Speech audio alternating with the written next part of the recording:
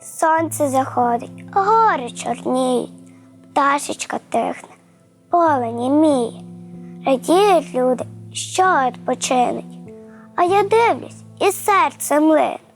В темний садочок на Україну лину я лину, думаю, гадаю, і ніби серце відпочиває.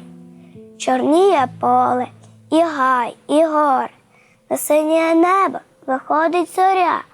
Зоря, моя вечірня, зійди над горою, поговорим тихесенько, не волю з тобою.